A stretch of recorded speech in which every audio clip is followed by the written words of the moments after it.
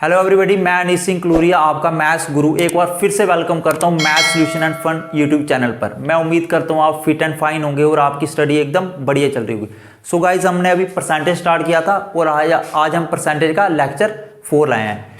अब हमारे पास जो फर्स्ट क्वेश्चन है आज के सेशन का, हमारे पास जो क्वेश्चन नंबर 1 है हमारे आज के सेशन का, हमें क्या दिया हुआ है आप स्क्रीन में क्वेश्चन देख सकते हैं। हमें दिया हुआ है by mistake a student multiply a number with 4/5 instead of 5/4, calculate percentage error in result. हमें क्या बोल रहा है, हमें दिया एक नंबर है, उसको किसी स्टूडेंट ने बाई मिस्टेक किसके साथ मल्टीप्लाई कर दिया 4/5 के साथ, लेकिन करना किसके साथ था 5/4 के साथ। मैं एक बार रिपीट कर लेता हूँ। किसी स्टूडेंट ने क्या किया, बाई मिस्टेक एक नंबर को, मान के चलो हमारे पास नंबर है, इधर मैंने लिखा है अभी, ये यहाँ पे एक नंबर होगा कोई भी, उसको किसके साथ मल्टीप्लाई किया 4/5 के साथ, लेकिन करना किसके साथ था 5/4 के साथ। और हमें क्या पूछ रहा है अब कि आपने क्या बताना है, आपने वो नंबर बताना है, आपने अब बताना है, आपने क्या बताना है, हमें पूछ रहा है कि आपने एरर बताना है दोनों, अब दोनों नंबर में परसेंटेज एरर बताना है। सबसे पहले हम देखेंगे यहाँ पे मेरे पास क्या है, डिनोमिनेटर में 4 और यहाँ पे 5 है। मैं क्या करूँगा 4 और 5 का, आप सबसे पहले क्या करो 4 और 5 के फैक्टर ले लो यहाँ से। तो सबसे पहले मैं क्या करूँगा, कुछ इस तरह से मेरे पास यहाँ से जब मैंने इसके फैक्टर लिए तो मेरे पास क्या आया 20 आया। अब मैं क्या करूँगा इस 5/4 को 20 के साथ मल्टीप्लाई करूँगा और 4/5 को भी 20 के साथ मल्टीप्लाई करूँगा। मैं इस दोनों, ये मेरे पास 5/4 है और 4/5 है, इन दोनों फ्रैक्शन को सेम नंबर के साथ मल्टीप्लाई करूंगा। तो मेरे पास क्या आएगा, अगर आप इसको सॉल्व करोगे तो मेरे पास क्या आएगा 25, और अगर मैं इसको सॉल्व करूंगा तो मेरे पास क्या आएगा 16।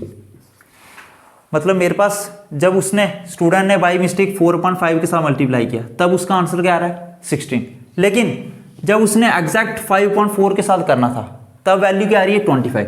मतलब एग्जैक्ट वैल्यू मेरे पास 25 है, लेकिन जो इनकरेक्ट वैल्यू वो मेरे पास 16 है। तो दोनों के बीच में डिफरेंस कितना आ रहा है, एरर कितना आ रहा है, तो मैं क्या करूँगा सिंपली 25 - 16 कर दूंगा, विच इज इक्वल्स टू 9। ये मेरे पास दोनों के बीच में एरर आ गया, लेकिन मुझे क्या निकालना है परसेंटेज एरर। तो मैं क्या करूँगा, जो मेरे पास डिफरेंस आ रहा है, एरर आ रहा है 19, और मेरे पास एग्जैक्ट वैल्यू क्या थी 25, वो मैं डिवाइड में लिख लूँगा।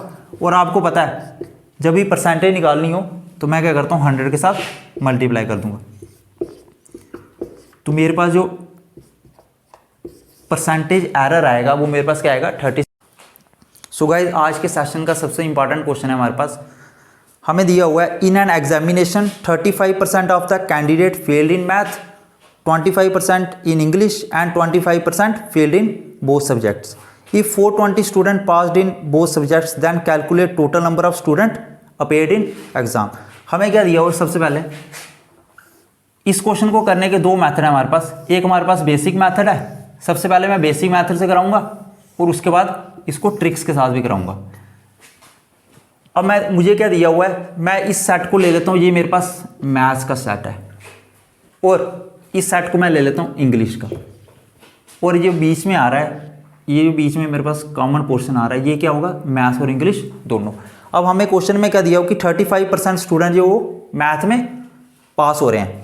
हमें क्वेश्चन में क्या दिया हुआ है 35 जो फेल हो रहे हैं, 35% स्टूडेंट हैं जो मैथ में फेल हो रहे हैं। इंग्लिश में कितना दिया हुआ हमें 25%, और ऐसे स्टूडेंट जो मैथ्स और इंग्लिश दोनों में फेल हो रहे हैं वो हमें कितना दिया हुआ है 20%। अब आप देख सकते हो, अगर मैथ, ये पूरा सेट मेरा क्या है 35, और जब पूरे सेट में से मैं इस कॉमन पोर्शन को हटा दूंगा तो मेरे पास सिर्फ ऐसे स्टूडेंट आ जाएंगे जो सिर्फ मैथ में फेल है। अभी मेरे पास जो 35% है ये ऐसे स्टूडेंट है जो मैथ में तो फेल हैं, लेकिन उसका कुछ कॉमन पोर्शन किस में आ रहा है हमारा इंग्लिश में भी आ रहा है। तो मैं क्या करूँगा 35% में से 20 को निकाल दूंगा, तो मेरे पास सिर्फ ऐसे स्टूडेंट आएंगे जो सिर्फ मैथ में फेल है। सिमिलरली मैं क्या करूँगा, मेरे पास इंग्लिश में कितने 25%, लेकिन जब 25 में से मैं 20% को निकाल दूंगा तो मेरे पास क्या आएगा 5%। तो मतलब मेरे पास 5% स्टूडेंट ऐसे हैं जो सिर्फ इंग्लिश में फेल हो रहे हैं, और 15% है जो मैथ में हो रहे हैं, और 20% है जो मैथ और इंग्लिश दोनों में हो रहे हैं। आपको पता है हमारे पास पूरे स्टूडेंट तो मेरे पास टोटल स्टूडेंट मेरे पास कितने होंगे 100%, और उसमें से फेल कितने हो रहे हैं, ये सारे फेल हो रहे हैं ना, इंग्लिश वाले भी मैथ वाले भी, और जो दोनों में फेल हो रहे हैं। तो मेरे पास 15 प्लस 5 मेरे पास कितना आ गया 20 प्लस 20 हो गया 40%। आपको पता है 40% स्टूडेंट अगर मेरे फेल हो रहे हैं तो टोटल परसेंटेज तो मेरी 100% ही होगी ना। अब अगर मैं आपसे पूछूं कि पास कितने स्टूडेंट हो रहे हैं, आप क्या बोलोगे 100% में से जो फेल हो रहे हैं वो निकाल दो, अल्टीमेटली मेरे पास पास स्टूडेंट की परसेंटेज आ जाएगी विच इज 60। और ये मेरे पास 60 आ गया, और ये 60% मुझे किसके इक्वल दिया हुआ है, मुझे दिया हुआ है ये 60% किसके इक्वल दिया है 420 के। मुझे दिया हुआ है कि जो मेरे पास हो रहे हैं वो स्टूडेंट वो कितने हैं 420, और उनकी परसेंटेज कितनी है 60%। अगर 60% 420 के इक्वल है तो 1% किसके इक्वल होगा 420/60 के। तो अब हमें क्या पूछ रहा है कि total number of students appeared in exam. अब टोटल नंबर ऑफ स्टूडेंट तो मेरे पास 100% ही होंगे ना जिन्होंने एग्जाम दिया होगा। तो मैं इसको सिंपली कैसे निकालूंगा, इंटू मैं 100 कर दूंगा तो मेरे पास क्या आएगा 700। अब मैं क्या बोलूँगा, मेरे पास जो 700 स्टूडेंट्स थे वो क्या थे एग्जाम में अपेयर हुए थे।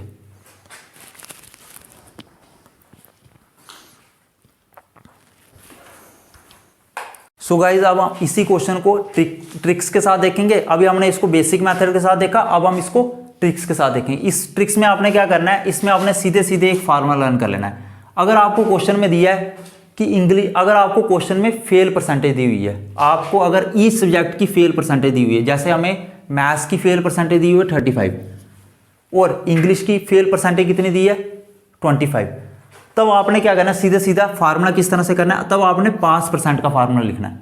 अगर आपका क्वेश्चन में आपको फेल की परसेंटेज दिया तब आपने इधर लिखना है 5%, और which is equals to 100 minus x% plus y% minus z%। और यहाँ पे आपका z% क्या है, जो दोनों में फेल हो रहे हैं x और y में। हमें क्वेश्चन में x दिया हुआ है मैथ्स की परसेंटेज है, और y दिया हुआ है इंग्लिश की परसेंटेज है जो इसमें फेल हो रहा है। तो सीधे सीधे आपने क्या करना है, 100 माइनस x% कितनी है आपकी 35, y% कितनी है आपकी 25%, और z% कितनी है आपकी 20%। सीधे सीधे आपने लिख लेनी है। अब 100 माइनस, मैं कुछ इस तरह से इसको सिंप्लीफाई कर सकता हूँ, तो मेरे पास क्या आएगा, ये परसेंटेज एज इट इज चलेगी, तो मेरे पास क्या आएगा 60%। मतलब मेरे पास पास परसेंटेज क्या आ रही है, मेरे पास पास परसेंटेज क्या आ रही है 60%। मेरे पास 60% ऐसे स्टूडेंट हैं जो एग्जाम में पास हो रहे हैं। लेकिन ये 60% मुझे किसके इक्वल दिया हुआ है, यहाँ पे मेरे पास परसेंटेज आ गई कि 60% जो बच्चे हैं मेरे वो एग्जाम में पास हो रहे हैं, लेकिन मुझे एग्जैक्ट वैल्यू भी दी है कि 420 स्टूडेंट है मेरे जो एग्जाम में पास हो रहे हैं। तो मैं क्या बोल सकता हूँ, मैं बोल सकता हूँ कि जो 60% है वो किसके इक्वल है 420 के। तो आप मुझे बता सकते हो कि 1% किसके इक्वल होगा, तो 420/60 विच इज इक्वल्स टू 7। अब मुझे पूछ रहा है कि total number of student exam में कितने अपेयर हुए थे, तो वो तो 100% ही होंगे ना। तो मतलब मुझे बताना है कि 100% किसके इक्वल होगा, तो आप क्या बोलोगे 7 × 100 विच इज इक्वल्स टू 700। तो मैंने इधर क्या नोटिस किया कि मैं बेसिक मेथड से जब मैंने किया तब भी मेरा 700 आया, और शॉर्ट ट्रिक से भी 700 आया। अगर आप मैथ्स अभी पढ़ रहे हो, अगर आप मैथ्स में बिगनर हो तब आप बेसिक मेथड से कर सकते हो, और अगर आप मैथ्स अच्छे से पढ़ लिया आपने, बेसिक मेथड अगर आपने अच्छे से पढ़ लिया तब आप शॉर्ट ट्रिक्स देख सकते हो। सो गाइज हमारे पास अब नेक्स्ट क्वेश्चन हमें दिया है, the price of the sugar is increase by 25%, why how much % the consumption is decrease so that the expenditure will not increase. हमें क्या दिया हुआ है यहाँ पे, हमें दिया हुआ है सबसे पहले हमें जो प्राइस था वो कितना इंक्रीज हो रहा है, क्वेश्चन में आप देख सकते हैं हमें दिया हुआ है 25। मान के चलो पहले उसका प्राइस कितना था, किसी भी हमारे पास जो आइटम दी हुई है हमें यहाँ पे शुगर दिया हुआ है हमें, ये शुगर का प्राइस पहले मान के चलो 100% था, बाद में ये कितना इंक्रीज हुआ है 25%। अब हमें पूछ रहा है कि अगर by how much % the consumption is decrease so that the expenditure will not increase. मैं देख रहा हूँ आपने इसकी ट्रिक्स क्या है, इस क्वेश्चन की ट्रिक्स क्या, आपने देखना है प्राइस आपका कितना इंक्रीज हुआ 100 से 25%, तो मेरे पास कितना हो गया ये 125%। मैं ये देख रहा हूँ। अब अगर मैं बोलूँ यहाँ से इंक्रीज कितना हो रहा है 25%, अब मैं बोलूँ अगर मुझे 125 से 100 में जाना है तो आप कितना डिक्रीज करोगे? अगेन 25%। सब पहले मैं प्लस कर दूंगा, ये प्लस शो कर रहा है कि इंक्रीज हो रहा है, माइनस शो कर रहा है कि डिक्रीज हो रहा है। आपका जो प्राइस कितना डिक्रीज होगा, यहाँ पे कितना डिक्रीज हो रहा है? 25%। कितना डिक्रीज हो रहा है? 25। और कहाँ से डिक्रीज हो रहा है? देखो इंक्रीज कहाँ से हो रहा था? 100 से 125 में गया तो 100 से इंक्रीज हो रहा है, लेकिन डिक्रीज कहाँ से हुआ? 125 से 100 में गया। तो मतलब मैं डिनोमिनेटर में क्या लिखूंगा? यहाँ से इसकी वैल्यू डिक्रीज हो रही है 125 से। और आपको पता है जब भी परसेंटेज निकालनी है तो मैं क्या करता हूँ? 100 के साथ मल्टीप्लाई कर देता हूँ। कुछ इस फैशन में मैं इसको सिंप्लीफाई करूँगा तो मेरे पास क्या आएगा? 20%। So this is our required answer. आप स्क्रीन में क्वेश्चन देख सकते हो, हमें दिया the price of sugar is decrease by 20%। आप लेट कर लो कि हमारे पास जो प्राइस था शुगर का शुरू में ये कितना था? 100% था। अब हमें क्या बोल रहा है? सबसे पहले कितना डिक्रीज हुआ? ये 20%। फिर कितना हुआ? 10%। जब मैंने 100% में से 20% को डिक्रीज किया तो मेरे पास कितना आ गया? 80%। कुछ इस फैशन से इस क्वेश्चन को हम करेंगे। हमारे पास जब मैंने 100 में से 10 को निकाला तो मेरे पास क्या आ गया? 90%। अब हमें क्वेश्चन में क्या पूछ रहा है? हमें पूछ रहा है परसेंटेज इंक्रीज। क्या ट्रिक रहेगी इसकी, देखेंगे हम।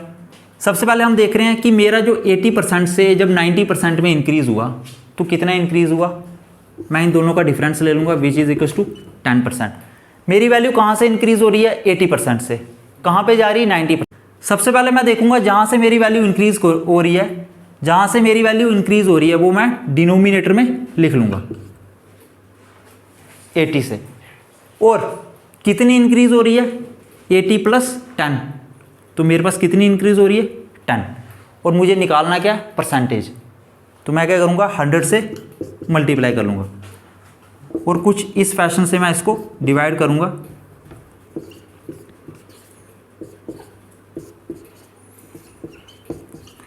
और 25/2 मेरे पास किसके इक्वल होता है?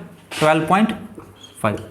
So guys this is your required percentage increase. So guys हमारा जो अब सेकंड क्वेश्चन है ये सिमिलर फैशन का रहेगा जो अब हमने प्रीवियस क्वेश्चन किया। हमारे पास क्या दिया है? सबसे पहले अगेन हमें दिया हुआ है शुगर, उसका प्राइस आप लेट कर लो कितना है? 100% है। और उसमें कितना डिक्रीज हुआ हमारे पास? हमारे पास डिक्रीज हुआ है 25% का। अगेन कितना डिक्रीज हुआ है? 13% का। अब मैं देख रहा हूँ मुझे क्या पूछ रहा है क्वेश्चन में? Find the percentage increase. मुझे पूछ रहा है परसेंटेज इंक्रीज। अब मैं देख रहा हूँ जो मेरी वैल्यू है, एक सेकेंड, इंक्रीज हो रहा है साला डिक्रीज हो रहा है। सो गाइज हमें क्या पूछ रहा है इस क्वेश्चन में?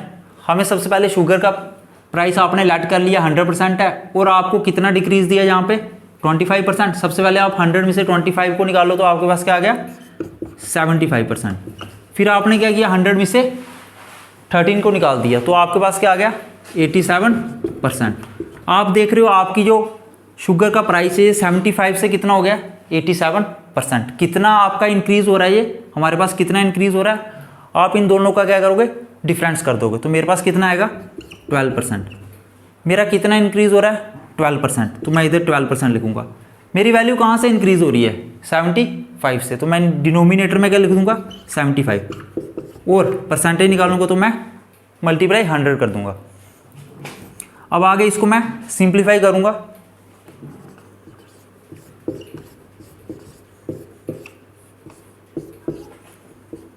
तो मेरे पास क्या आ गया? 16%। मेरे पास जो परसेंटेज इंक्रीज है वो कितना है? 16%।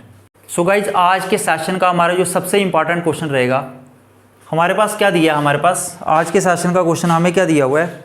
Population of town is 1,30,000। सबसे पहले हमें हमारे पास एक टाउन है, उसकी पॉपुलेशन कितनी दी है हमें? उसकी ओवरऑल पॉपुलेशन कितनी दी हुई है? 1,30,000। और आगे क्या पूछ रहा है? अगर मैं मेल की पॉपुलेशन को कितना इंक्रीज कर दूं? मैं इस टाउन की पॉपुलेशन में से मेल की पॉपुलेशन को कितना इंक्रीज कर दूं? 11%। और फीमेल की पॉपुलेशन को कितना इंक्रीज कर दूं? 16%।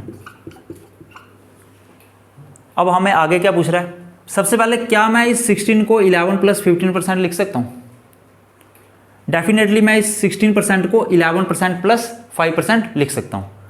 अब मैं आगे कैसे प्रोसीड करूँगा?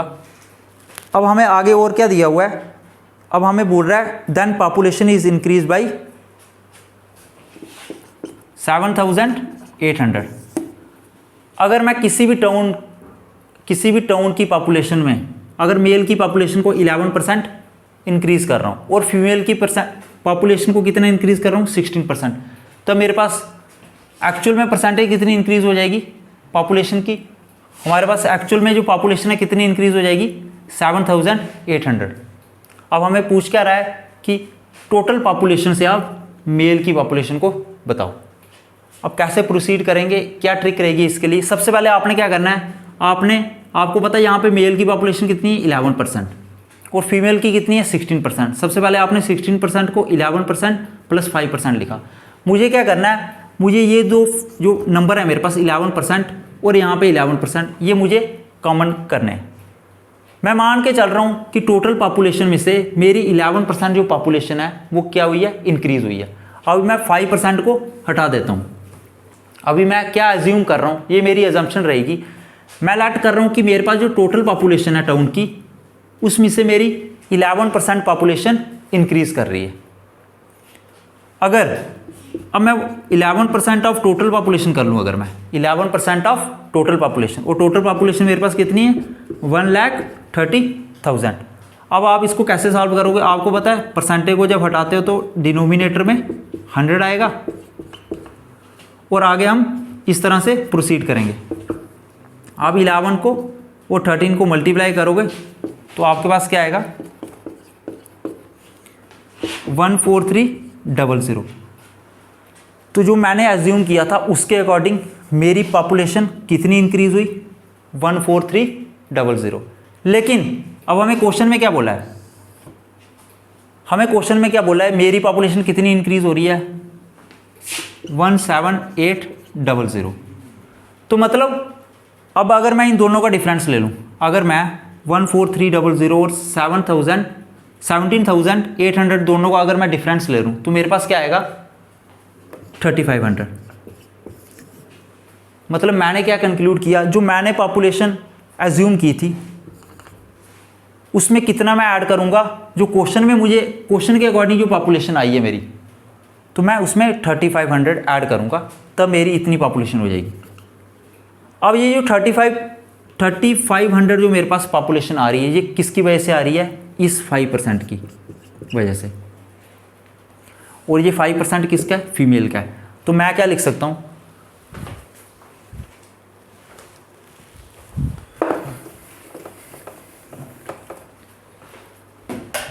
मतलब मैंने क्या कंक्लूड किया कि जो 5% ऑफ फीमेल है मेरे पास, ये किसके इक्वल है 3500 के।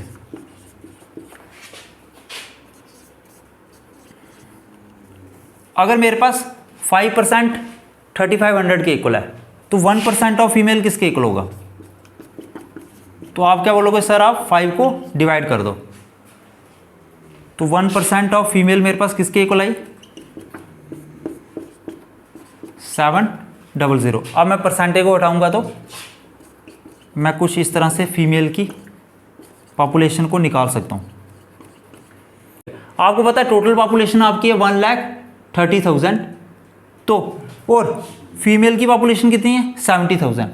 तो अल्टीमेटली मेल की पॉपुलेशन क्या होगी, टोटल पॉपुलेशन में से फीमेल की पॉपुलेशन निकालोगे तो मेल की पॉपुलेशन कितनी आएगी 60,000। सो गाइज मैं उम्मीद करता हूँ आपको आज का सेशन एकदम अच्छे से समझ आया होगा। अगर आपका कोई भी डाउट है तो आप कमेंट सेक्शन में पूछ सकते हो। Thank you so much guys, have a wonderful day.